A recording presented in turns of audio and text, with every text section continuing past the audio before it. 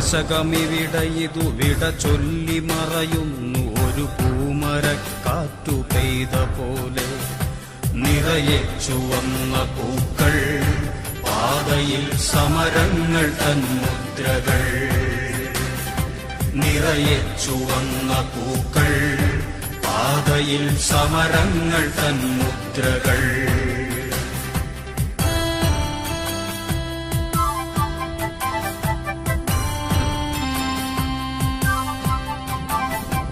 ഒരു വരൾ മണ്ണിലൊരു ഹരിതവരമായി നാം വിളയിച്ചു വിജ്ഞാനഭൂമി.